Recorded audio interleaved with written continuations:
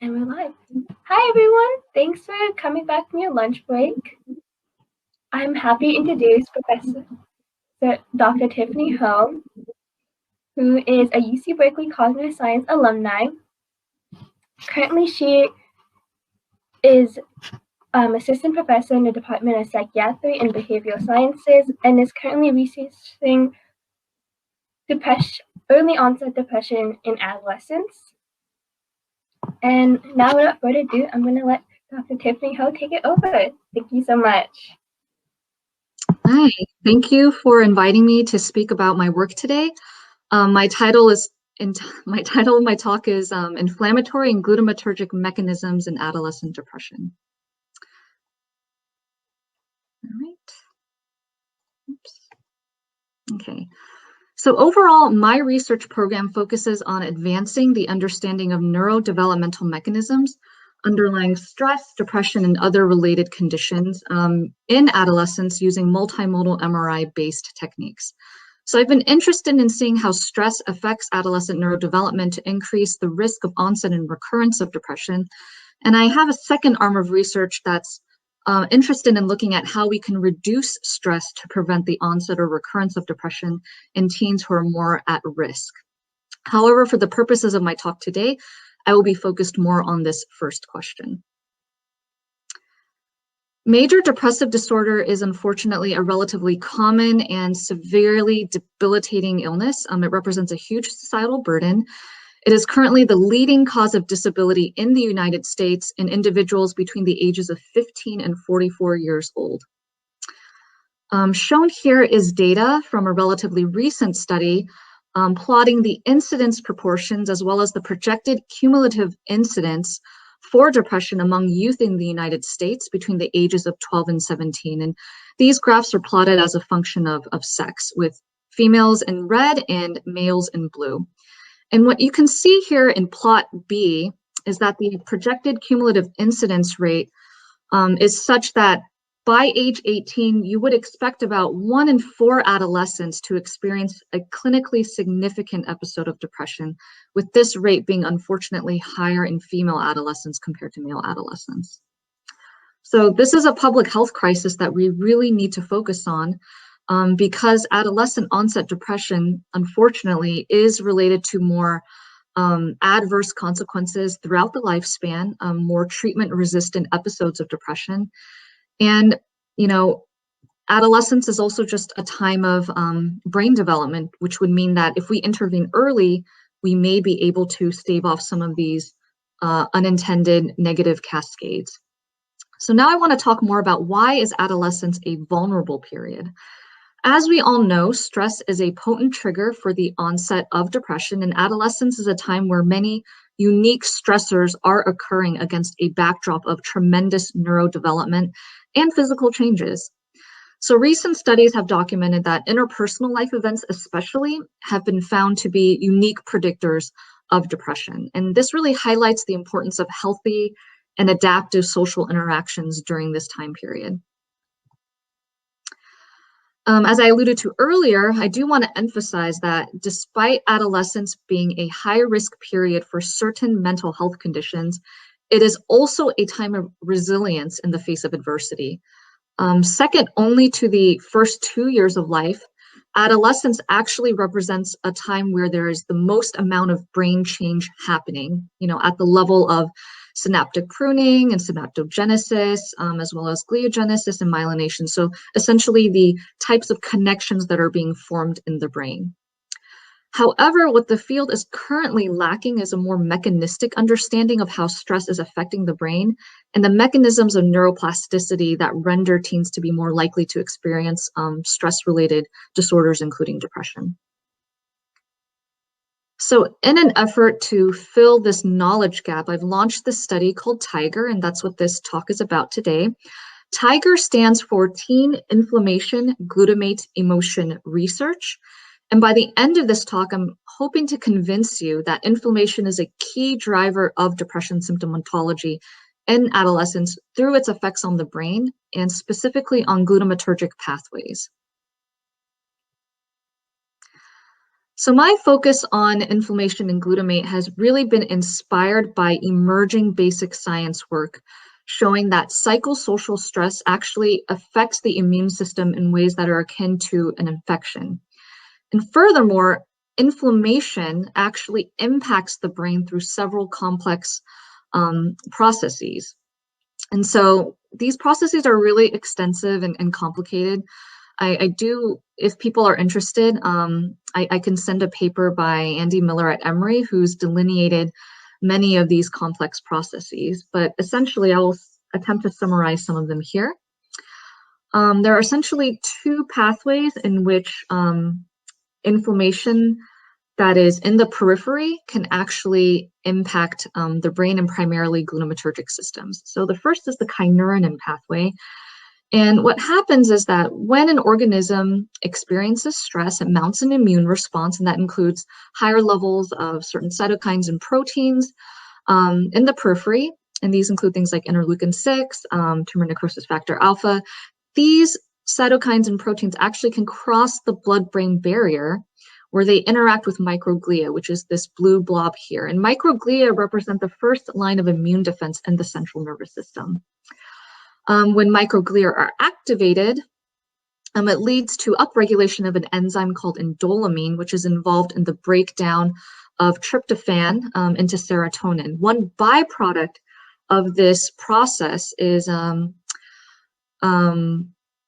synthesis of quinolinic acid. So quinolinic acid is actually a potent NMDA agonist. NMDA is these receptors lead to excessive glutamate being released into the synapse. So you can already see through this pathway, this kynurenine pathway, you get excessive glutamate. And over time, when there's excessive glutamate in the synapse, you do see a downregulation of brain-derived neurotropic factors. And over time, neuroexcitotoxicity. So you can kind of think of this circuit, the neuron or the cell kind of short circuiting when you have too much glutamate. And of course, if there's neuroexcitotoxicity, cells die and you see a reduction in gray matter over time. Simultaneously, while this is happening, when microglia are activated, they actually initiate their own inflammatory response within the central nervous system. So that includes increases in cytokines, chemokines, inflammatory mediators, oxidative stress. And these things actually impact astrocytes, which is depicted here in this star-like green blob. Astrocytes provide neurotropic support in the central nervous system. So they provide structural support for various cells. And one function of the astrocytes is to actually reuptake excessive glutamate, and also provide tropic support to oligodendrocytes, which comprise myelin and white matter in the brain. So already you can see through these distinct but obviously related pathways, what we see in the end is an excessive amount of glutamate that then can be imaged or observed somewhat indirectly through reductions in gray matter as well as white matter over time. And so some of these variables that I'm outlining here are things that I'm measuring in my study. I should note that what I just showed you are results or data from preclinical models or models in animals. And, while there has been compelling evidence in animals showing that experimental increases in inflammatory cytokines can lead to sickness behaviors, including a lack of motivation and withdrawal that sort of resembles behaviors that you would see in depression, there's really been few studies in humans, and the ones that have been conducted have really been in adults. So in one study by Haroon and colleagues at Emory University, healthy adults were injected with interferon alpha, which is a type of pro-inflammatory cytokine, and they found that adults who were injected with IFN alpha compared to those who were injected with the placebo showed increases in glutamate in a brain region called the dorsal anterior cingulate cortex. In another study, healthy adults underwent a psychosocial stress test, And, you know, in related work from this group by George Slavich and colleagues at UCLA, they also had some participants be injected with low doses of endotoxin, which also leads to an increased pro-inflammatory response. But in this data here, what I'm showing is that following a well-validated psychosocial stress test, higher levels of certain pro-inflammatory cytokines were seen as measured in saliva. And then furthermore, they had these healthy adults undergo a functional MRI scan during a social rejection task. And they found that the dorsal anterior cingulate cortex was especially activated in conditions where the participant was experiencing social rejection in this virtual setup. What is interesting is that higher levels of social rejection related activation in this dorsal anterior cingulate cortex region was related to higher levels of a soluble receptor for tumor necrosis factor alpha, which occurs during the presence of inflammation. And so already you can see that there is some convergence across these different studies in healthy adults, showing that higher levels of peripheral inflammation are related to glutamate, particularly in this region known as the dorsal anterior cingulate cortex, which is sensitive to social rejection, which, as we described earlier, is highly relevant for depression, especially in teens during a time when social identities are being formulated. So to sort of bring this all together, I will depict a more simplistic model of what I'm hoping to test in my own work. So the first is that I want to see and validate whether or not higher levels of inflammation as measured in the periphery are related to higher levels of glutamate in this dorsal anterior cingulate cortex region in depressed teens. I then want to see whether or not both of these factors are related to brain phenotypes related to depression, including certain connectivity patterns that we know are highly related to depression and may represent a developmentally sensitive marker of depression.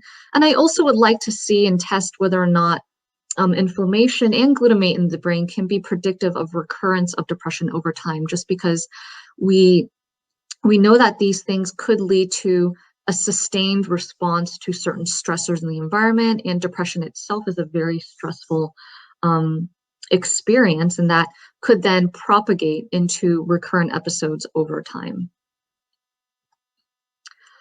As sort of a side project and a completely exploratory goal of the study is to see whether or not do the relationships that we want to look at here depend on antioxidative capacity in the brain. And so one of the technologies I'm using to image glutamate and other metabolites in the brain also allows me to estimate glutathione and ascorbate. Ascorbate is vitamin C, and both glutathione and vitamin C represent the antioxidative capacity in the brain. And I thought it might be interesting just to see whether or not, depending on these levels, whether or not we would see a relationship between inflammation, glutamate, and brain phenotypes as well as behavioral phenotypes of depression in my cohort. So here is the study design of TIGER, and this protocol has actually been published in Frontiers in Human Neuroscience, which is an open access journal. So those of you who are more interested, you can feel free to Google this publication and you'll be able to access it and read through the details. But very quickly, the goal of this study is to recruit and assess 60 clinically depressed teens between the ages of 13 and 18 who have already entered puberty and who are currently depressed, meaning they have been diagnosed with major depressive disorder.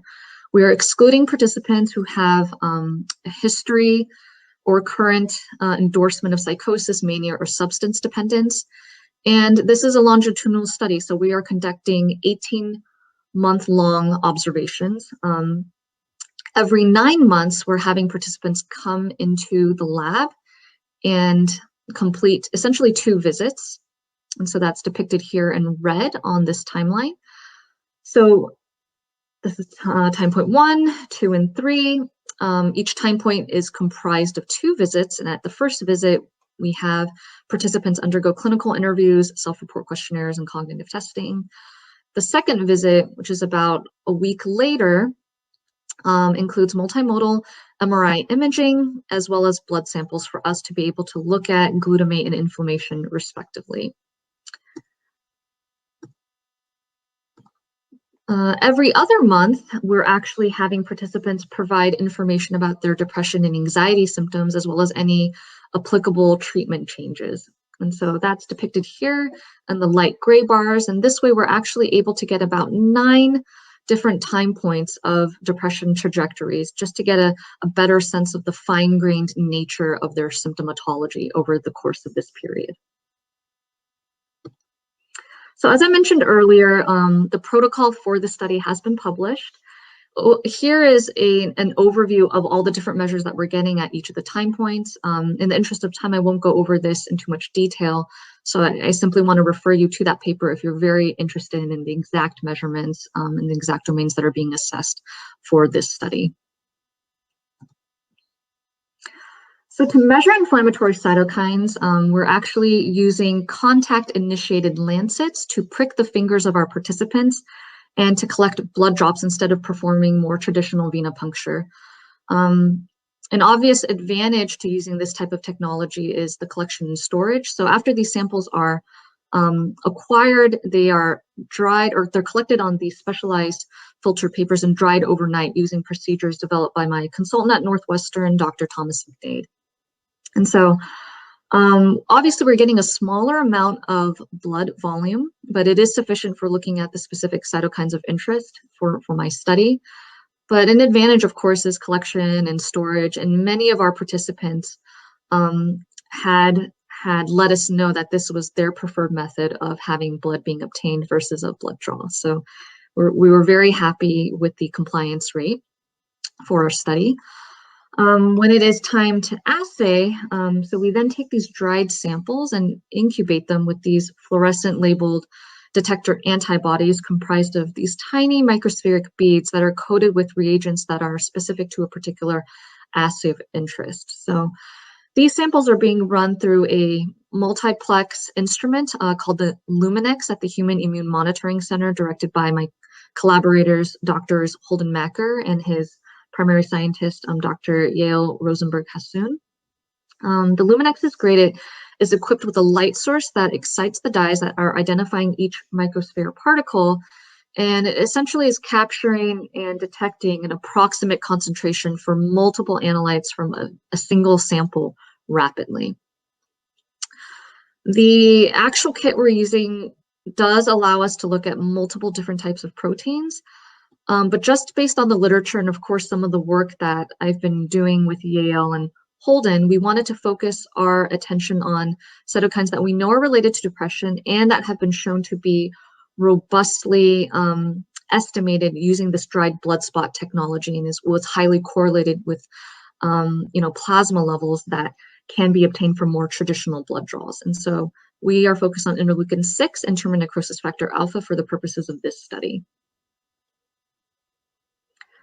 With respect to the neuroimaging portion, we're utilizing a series of structural and functional scans that are characterizing gray matter, white matter, and intrinsic network connectivity or communication between regions.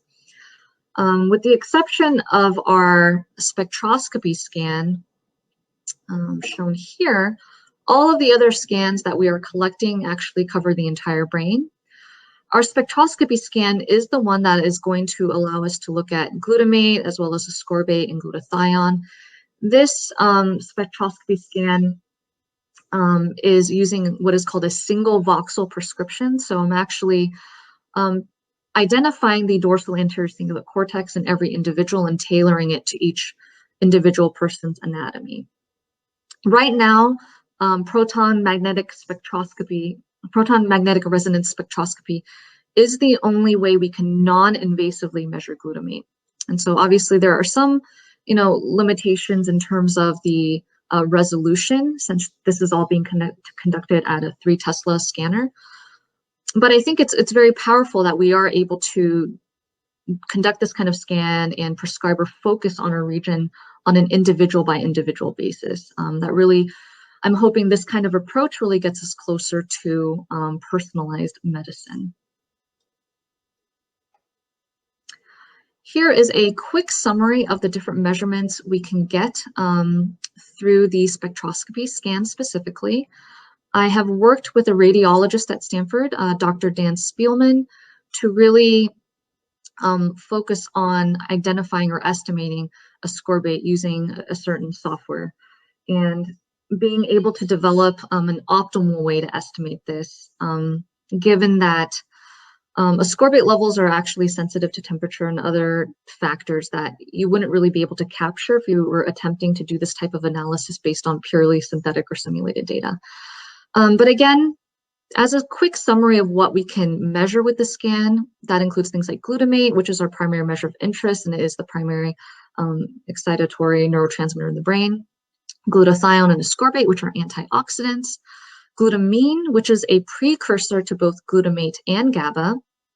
And so because of the dynamic cycling between glutamine and glutamate, where extracellular glutamate is actually converted into glutamine when astrocytes reuptake it, we thought it could be interesting to look at the ratio between glutamate and glutamine, as well as the sum of glutamate and glutamine as complementary indices of glutamate metabolism. Other metrics that we can get from the scan that are commonly used in the field include N-acetyl aspartate, or NAA. It's a proximal measure of axonal function and viability. Choline, which is a measure of cell membrane biosynthesis, and total creatine, which is an energy marker, but it's used in our field as a constant or an internal standard for ratio calculations. And so what I mean by that is that spectroscopy data usually yields metabolite ratios rather than actual absolute concentrations, and that's simply due to variations in the magnetic field, radiofrequency coils, and compositions of the tissues that are being imaged. So I just want to emphasize that these aren't absolute concentrations that I'm reporting, but they're actually concentrations relative to a stable standard. And that can either be total creatine or water. In our case, we're using total creatine. For every measurement estimate that we're getting, there is a precision estimate associated with that, known as the Kramer-Rao lower bound, or CRLB. In my analyses, a CRLB value of 35% or less was used to indicate a sufficient quality of fit. So data that didn't meet that criteria, we actually excluded because it meant that the estimate was too noisy or unstable. But in terms of the brain regions that we're looking at and the rationale behind focusing on the dorsal anterior cingulate cortex, as well as fronto-cingulate-limbic circuitry more generally, my work in the past few years has really converged on these circuits, specifically on the anterior cingulate cortex here highlighted in blue, the ventral medial prefrontal cortex here highlighted in purple, the amygdala highlighted in green, and the hippocampus highlighted here in teal. And these are regions that are really responsible for processing salient information in the environment and integrating past experiences to produce behavioral outputs. And my past work has really focused on these regions and have identified that the connections between these regions are really linked with both depression and anxiety, particularly in adolescence. So one structure that I've looked at in particular is the uncinate fasciculus, which connects the amygdala and hippocampus to ventral medial prefrontal cortex. And another white matter track is the cingulate cingulum, which connects the anterior cingulate cortex with posterior cingulate cortex, as well as prefrontal cortex regions. And there's another portion of the cingulate that actually is connecting the hippocampus to the posterior cingulate.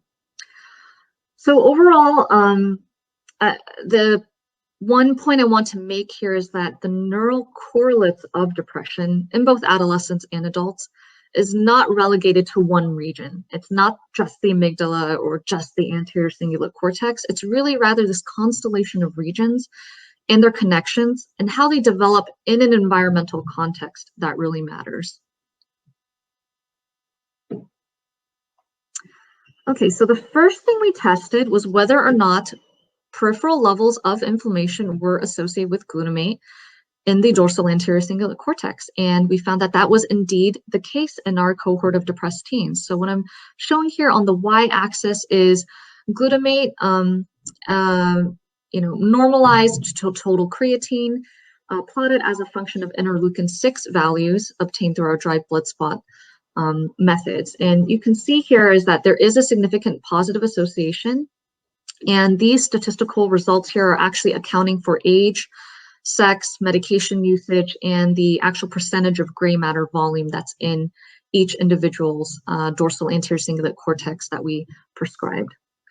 The effect size was very similar for tumor necrosis factor alpha, but unfortunately not statistically significant. We next tested to see whether or not peripheral levels of inflammation were associated with ACC-based connectivity, which I have found has been a rather robust neurophenotype of depression in adolescents. And again, we were seeing that this was the case for the uncinate fasciculus, so that white matter tract that's connecting the amygdala to prefrontal cortex regions. So in both interleukin-6 as well as tumor necrosis factor values, the higher those values were, the lower the white matter organization was of this particular tract. We did not find the same relationship, however, in the cingulate-cingulum white matter tracts, which is somewhat interesting. And again, all of these results here are actually covariant for age, sex, medication, and the actual length of the tract. Okay, so just as a quick recap, what I've shown you so far is that higher levels of peripheral inflammation are indeed associated with higher levels of glutamate in the dorsal anterior cingulate cortex, as we hypothesized.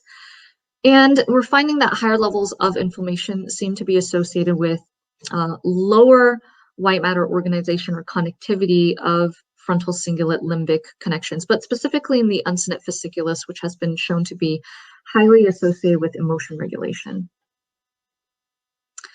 So now we wanted to test whether or not these factors are related to recurrence. So again, we are following and assessing this cohort of depressed teens over 18 months, which is allowing us to look at predictors of recurrence over this period.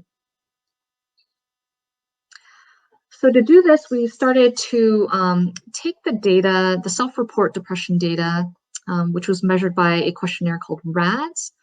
We had up to 9 time points of data per participant for this, but for this particular analysis, we included anyone that had at least 4 time points of data. We applied what is called a functional clustering algorithm, which is essentially identifying clusters of trajectories of depression symptoms. And, given the relatively small sample size here, 45, this algorithm identified 2 clusters, a cluster 0, which comprised 34 of the participants, so the majority of the participants in our group, who showed a relative improvement in symptoms over the 18-month period. And the cluster 1, shown here in red, which is a group of 11 participants who showed a significant worsening of symptoms over the study period. So what I wanted to do was see whether or not these 2 clusters differed on baseline levels of inflammation as well as glutamate, and whether or not these are variables that could be potentially predicting the clinical course of depression.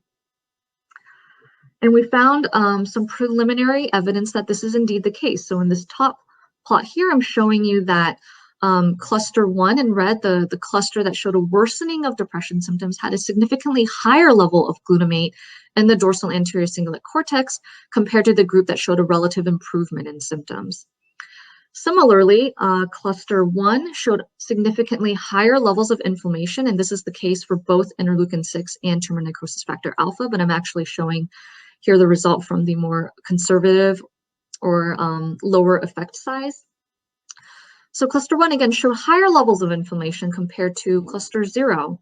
So all of this speaks to there may be some not only understanding of the mechanisms of depression by focusing on inflammation glutamate, but these may also actually be biomarkers or predictors of clinical course that may give some insight into treatment. Could it be the case that depressed teens who are coming into the clinic who have significantly high levels of inflammation that are related to high levels of glutamate, might it be the case that they're not going to be responding to first-line antidepressants? Should they be treated with something else? And that's sort of, the goal and the direction of this kind of work. All right, so while extremely preliminary, we are finding evidence that inflammation glutamate are associated with or perhaps contributing to the maintenance and the recurrence of depression over an 18-month period. And but of course, we need a larger sample size and more rigorous study design in order to uncover these relationships. Now I want to switch gears a bit and talk about our exploratory hypotheses and to see whether or not antioxidants play a role and whether or not some of the relationships that we've uncovered so far really depend on the level of antioxidative capacity in the brain.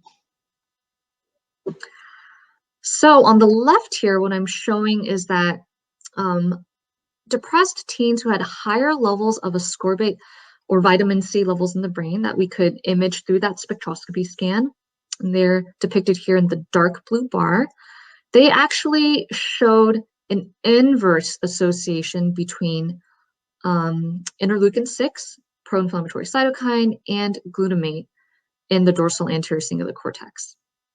And another way to show these data is through something called a Johnson-Newman plot. Essentially, the x-axis here represents ascorbate values, and the y-axis here is the association, the strength of the association between interleukin-6 and glutamate in the anterior cingulate cortex. So anything in teal here is showing you that the values of ascorbate are statistically significantly associated with the actual slope or the strength of the relationship between interleukin-6 and interleukin-6 and glutamate levels in the brain. And so what you can see here is that higher levels of ascorbate are associated with this attenuation between inflammation and glutamate, whereas lower levels of ascorbate are related with the expected positive association between inflammation and glutamate, which we had found earlier. And so again, it's really the same data plotted again. So if I go to the left, individuals with lower levels of ascorbate are showing that overall positive association between inflammation and glutamate, which is what we hypothesized before and what I showed you at the very beginning of this talk. All of these data are published recently in an issue of Frontiers in Psychiatry that's focused on neurochemical markers of psychiatric disease. Frontiers in Psychiatry is an open access journal. So again, you can Google this paper and you'll be able to access it freely and look at all the details if you have more interest or questions. But overall, I think this is very exciting data. It's in a subset of the full sample that had inflammation and usable glutamate data. But it really raises this tantalizing possibility that higher levels of antioxidants in the brain could actually mitigate the effects of peripheral inflammation on glutamate. And maybe it could be a potential target or used as an adjunctive for treating depression. So to summarize, consistent with brain models of stress in rodents, I've showed you that depressed adolescents show higher levels of peripheral inflammation and that these are associated with higher levels of glutamate in the dorsal anterior cingulate cortex, which is a key hub of this overall fronto-cingulate-limbic network that is related to depression. Higher levels of inflammation are also associated with lower white matter organization in these frontal limbic tracts. Higher levels of inflammation and glutamate in the anterior cingulate cortex may be potential predictors of a poor clinical course. Maybe they're even representative of a unique subtype of depression among teens that would require treatment beyond first-line antidepressants that are being used right now. And as I just showed you in the last slide, it could be the case that higher levels of antioxidative capacity in the brain may attenuate the impact of inflammation on glutamate in the anterior cingulate cortex. So some future directions of this work is to recruit a larger sample, an unmedicated sample, conduct these kinds of measurements at a 7 Tesla scanner, which is higher field strength that would afford us more fine-grained resolution for many of the metabolites that we're interested in looking at in the brain. I would like to then manipulate inflammatory glutamate, perhaps by using a social stress test, and see whether or not these challenges actually impact acutely as well as long-term, levels of inflammation glutamate as well as depression symptomatology.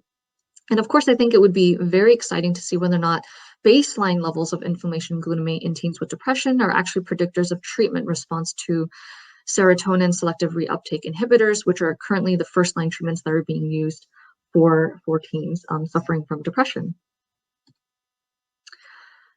Of course, I would like to, expand the second arm of my research and to see whether or not the role of antioxidants are important for preventing the onset or recurrence of depression in teens who may be at high risk.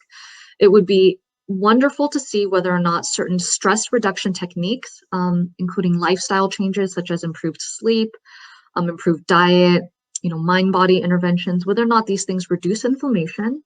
There's some evidence to suggest that they do. But of course, whether or not these reductions in inflammation actually lead to changes in the brain, such as an increase in antioxidative capacity and or a decrease in excessive levels of glutamate, and whether or not that can then be linked with a lower likelihood of developing depression in teens.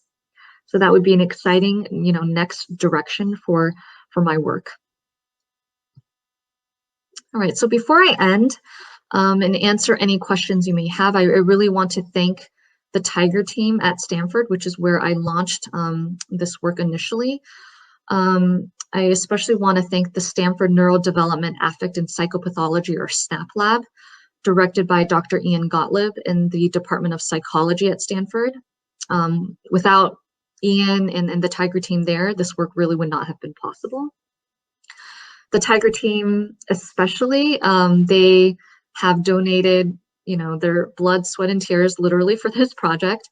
Ardenisa, Jill, Alexis, Gianna, Johanna, Rachel, as well as the alumni, Tammy, Bella, Melanie, Amar, Michelle, Lucinda, and Larry. Thank you so much for your work and your help in getting this project started.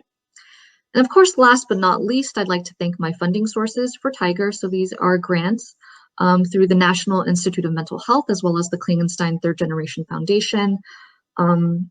Some internal grants at Stanford from the Maternal Child Health Research Institute, as well as through the imaging centers in the Department of Radiology at Stanford. Thank you so much again for your support. And yeah, I'm excited to hear any comments or questions you may have. If you're interested in learning more about my work, I have a website called the Candy Lab at ucsf.edu. CANDY stands for Cognition, Affect, and Neurodevelopment in Youth. I have a Twitter. You can find me at Tiffany Chang Ho. And of course, always happy to answer emails. You can contact me at tiffany.ho@ucsf.edu. So thank you for your time, and I look forward to answering any questions you may have. Okay, thank you for your interesting talk. So our first question we have is, how does this research in adolescents translate to similar depression research in adults/children? Do you think there'd be similar patterns developing in childhood or continuing into adulthood? That's a fantastic question. So many of these mechanisms that I was describing earlier that were really based on rodent work, it is true that those rodents were adults. And so in the time scale in which they're looking at how peripheral levels of cytokines are impacting, glutamatergic levels in the brain, that's all relatively short scale. So I do think that there is some developmental aspect to this. So for instance, a lot of synaptic and myelinated connections are being formed during adolescence. It's at a higher period compared to adulthood. And so I wouldn't be surprised if in adulthood by then, presumably, if you're dealing with adults or patients with chronic depression, they have significantly, they have cortical thinning, they have less myelinated connections, that may actually mean for some of the things that we're looking at, you may not find necessarily higher levels of glutamate in the adult brain or the adult depressed brain. You might find lower levels simply because at that point, these processes have been going on for a long amount of time. The accumulation of glutamate, impacting neuronal development, leading to significant atrophy that might, in the end lead to not many neurons, right? Significant decreases in gray matter, so then lower amounts of glutamate that are then, being detected. So I can't imagine that happening. For children, depression in children is extremely rare, so meaning pre-pubertally. But that is not to say a lot of these stress mechanisms may not still be at play. I think they are, but it is an open-ended question, to the extent to which stress or adverse experiences impact neurodevelopment. And if that's occurring earlier, what exactly does that mean? What are the consequences? There's a whole, emerging area of work looking at pre-pubertal stress versus post-pubertal stress. It could be the case that things that are happening prior to puberty, especially earlier in life during infancy, are those things leading to more long-lasting or enduring changes. But, is it the case also that adolescence could represent the second window of opportunity? Dr. Megan Gunner at the University of Minnesota has been really pioneering this theoretical model of adolescence or puberty, really, because that's a time of, immense neuroplastic changes because of all the hormonal fluctuations going on during puberty that are initiated by puberty. It could be there's a recalibration, a puberty-driven recalibration of certain circuits that are involved in regulating and processing stress. So if you have individuals who've been exposed to severe adversity when they were younger, they were raised in orphanages or foster homes. If you provide them with a supportive network during adolescence, it appears that some of those losses, at least at the level of HPA access, and maybe behaviorally, can be rescued. So I think this is a very long-winded way of saying that, yes, I think these processes that I'm honing in on right now are relevant across the developmental life stages, but the extent to which stress is impacting these processes and how that leads to differential brain and behavioral outcomes, I think does depend on the developmental stage.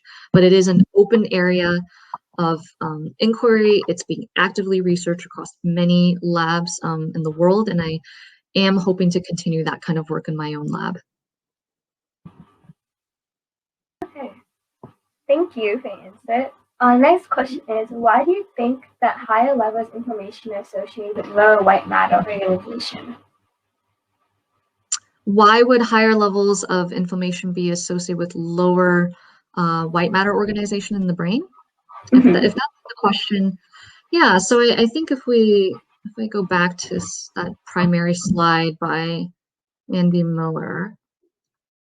So I did not do I think I might have blitzed through this, but another pathway is this inflammatory demyelination pathway. So when you have higher levels of pro-inflammatory cytokines, crossing the blood-brain barrier, being involved in this cascade of inflammatory responses within the central nervous system, one thing that happens is that it is impacting white matter development through many different processes, one of which is astrocytes being compromised. When there is excessive oxidative stress in the system, that's actually adversely impacting the function and the morphology of astrocytes, which are providing neurotropic support to oligodendrocytes, which are actually, they comprise or constitute the myelin sheath, this fatty tissue that is wrapped around axons and that promotes communication between neurons. Certain cytokines, such as tumor necrosis factor alpha, actually directly impact oligodendrocytes, so it actually is physically, compromising the integrity of the myelin. And so in this manner, it's not too surprising actually that we're seeing lower white matter organization in relation to higher levels of inflammation. But I guess what's really astonishing and important is that we're identifying this even in teens. Teens, the majority of the participants in my study, it's their first or second onset, really, or first or second episode of depression. It's not like they're adults who've had depression for decades and have other physical health difficulties that are actually potential confounds in some of the things that we're looking at. These are teens that are on average 15 or 16, and already we're seeing these kinds of effects. So I think that really speaks to the urgency of trying to understand what's going on and to intervene early. Okay, the next question is from Lauren. Is there potential that primary care physicians can test teens for glutamate levels to screen depression? So I think that's a great question. Can primary care physicians, who are likely to actually be the first providers to encounter a teen with depression, could they be screening for high-risk teens on the basis of glutamate? So I think, the scan that I'm using, called the proton magnetic resonance spectroscopy scan, MRIs are pretty expensive. So I think usually when you see a doctor, an MRI, if you have some sort of complaint that requires imaging, MRI isn't going to be the first thing that you get, right? You're going to get like an X-ray, CT scan, because those are cheaper and quicker to obtain. So I do think that it could be down the road something that we could do. It would depend on, the cost of these things as technology improves. The cost of obtaining, a high resolution MR scan would go down, which would be fantastic. But I think in some ways, maybe inflammation might be a good first starter. Blood samples are really easy to collect. The way I've been collecting them in my studies, it makes it even especially easier. And that could be a first way to just initially screen. And of course, higher levels of inflammation can mean a lot of different things, right? So you would want like a multi-step or multi-tier process. But I think at the same time, that question actually leads me into something else that I'm interested in talking about. I don't know if we have time to go over, but I don't think MRI technology, as much as I love it, I've been doing MRI work for over 15 years. It's not a scalable technology. It's not accessible technology. So even if we could have primary care physicians screen for, not every hospital has an MRI machine. So I think what might be very cool is to find a way to develop a scalable biomarker of depression. And what do I mean by scalable? So there's technology now known as digital phenotyping, which refers to obtaining information from like a personal digital device, like your smartphone, which 95% of teenagers have access to in this country.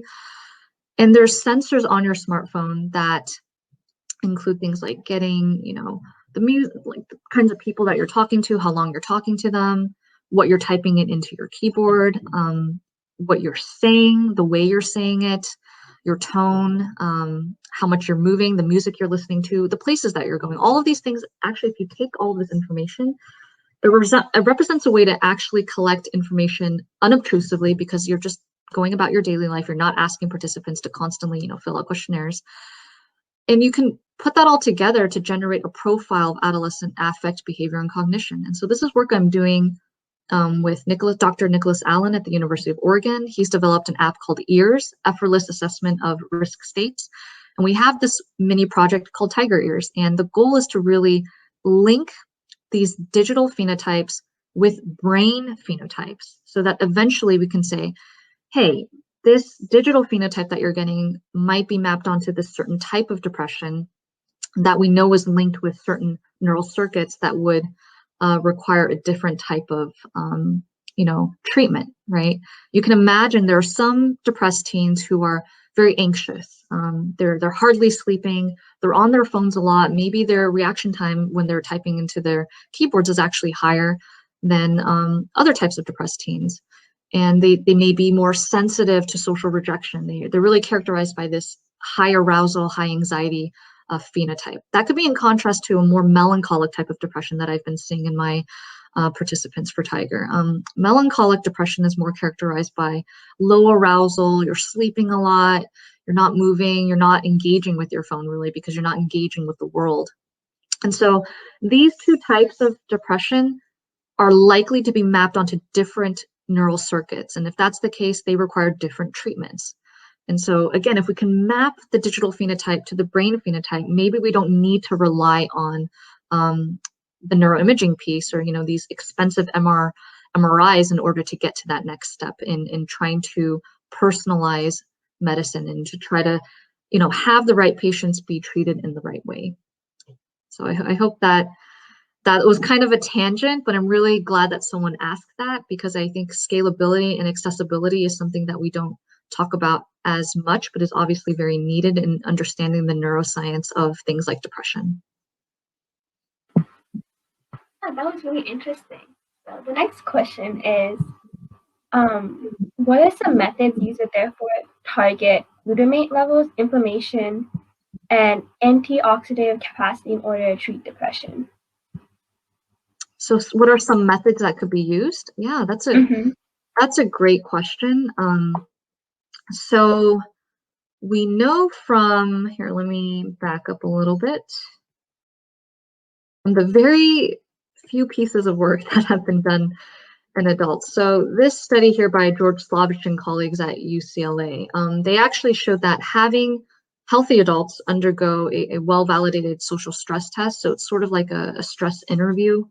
You have participants, it's like you have them go through a job interview or you're evaluated socially on some sort of, task that you're being assigned to do. That robustly increased levels of inflammation. And they actually used saliva samples to look at cytokines, which is arguably not as reliable of a method as something like blood spots or obviously venipuncture or blood samples. So the fact that they were able to find such a strong effect there would mean that this type of stress test should really, be altering inflammation and subsequently glutamate. But of course, that study didn't look at glutamate. Another study did. So Haroon and colleagues here, what they did was they actually injected people with pro-inflammatory cytokines, and they showed that, higher levels in the periphery were then linked to an increase in glutamate levels in the dorsal anterior cingulate cortex using spectroscopy, with 3T imaging like I've been doing. So, all of this are different pieces. Obviously, it hasn't been all looked at in the same study, which is actually what I'm planning to do next. I want to see whether or not, okay, if we have teens undergo a stress test, is that going to increase inflammation and simultaneously increase glutamate? And are those things related? We do know from other studies that, better amounts of sleep or improved quality of sleep, more nutritious or anti-inflammatory diet, that should be affecting levels of inflammation in the periphery. So another way, rather than inducing stress, is to see if you can have teens or adolescents undergo non-inflammatory strategies, through these more lifestyle interventions. Can that then, impact these things that we're measuring? So to answer the question briefly, it's never been looked at in a single study, right? And we need to do that. And so I'm applying for grants right now, and fingers crossed, if I get it, those are the exact studies that I'll be doing, and then we'll be able to answer that question more definitively.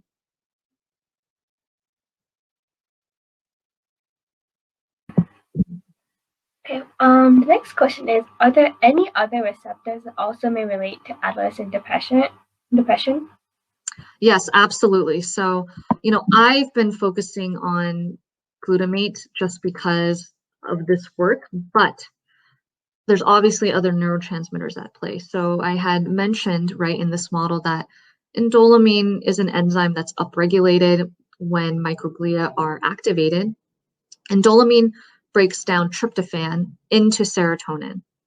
So obviously that's going to be related to serotonin, and we know that serotonin selective reuptake inhibitors are obviously being used to treat depression currently.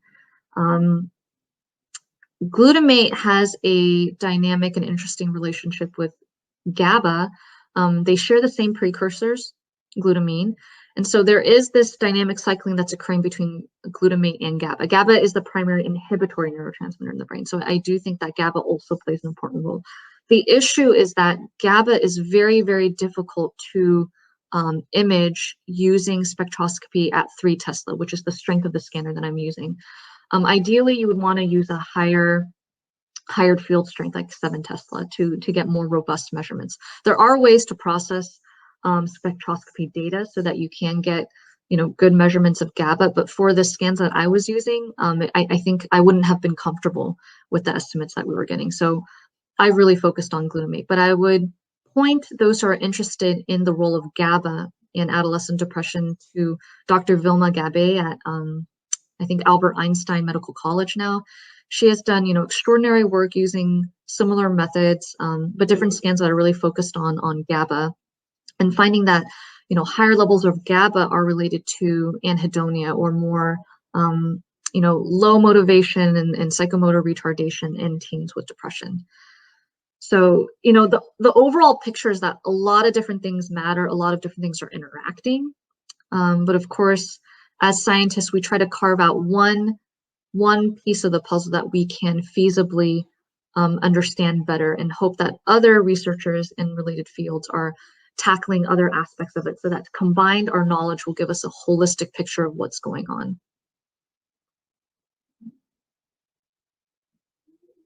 Okay.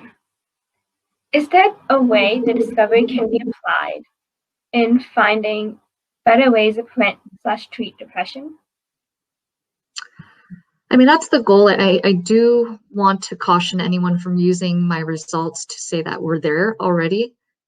It requires very rigorous clinical trial design, right, to establish that things that are targeting inflammation that then lead to downstream consequences in the brain, including levels of glutamate, including levels of vitamin C, that needs to be established, and to show that the strategies that do so successfully don't have side effects, that would outweigh those gains, and that they can, outperform what's currently being used in the field.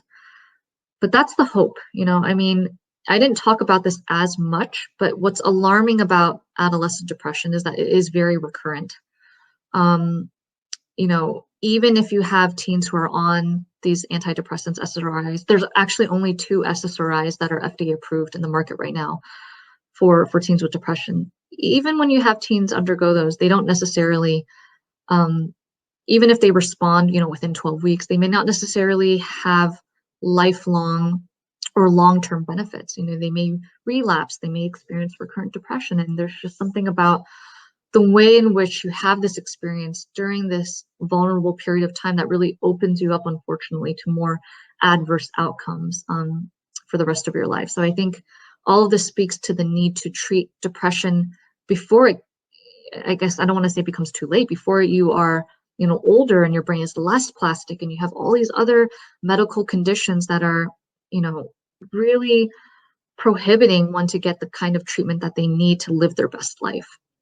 So we're far from that right now, but the goal with this kind of work is to stimulate that kind of research, and to maybe really to really move the needle, right, and make an impact in reducing depression in adolescent populations. And of course, by doing so, having that cascade through the lifespan and reducing depression rates overall,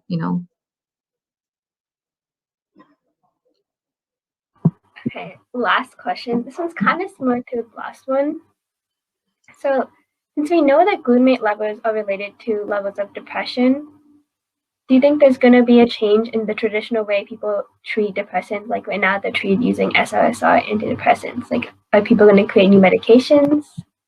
Yeah, I mean, that's sort of the goal. So it is interesting. There is a somewhat novel type of compound being used to treat depression now called ketamine. It's approved for adult depression, and it really seems to be helping acute levels of suicidal ideation as well. Ketamine is thought to target NMDA receptors, which are glutamatergic. What's interesting, though, is that there seems to be some animal work showing that ketamine increases glutamate levels in the synapse.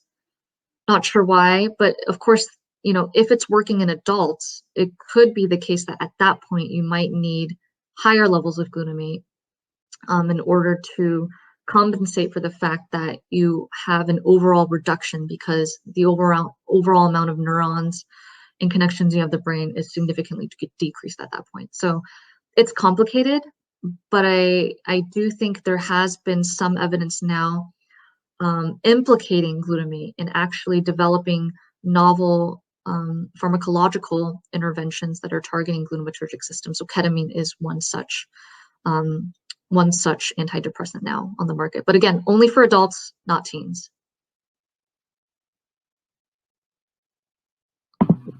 Okay, thank you so much. I really enjoyed this talk, and I think all of us definitely enjoyed this talk. So thank you so much for coming and participating in our event. We really appreciated it. Oh, thank you for having me. It's really fun to be able to share some of this work. A lot of it is hot off the presses. And, again, I try to publish in open access journals just to make sure that this type of work is accessible. So I can send prints if people are interested. But if you Google, all of this information can be found online. Okay. Thank you so much. All right. Thank you again. Take care. Bye.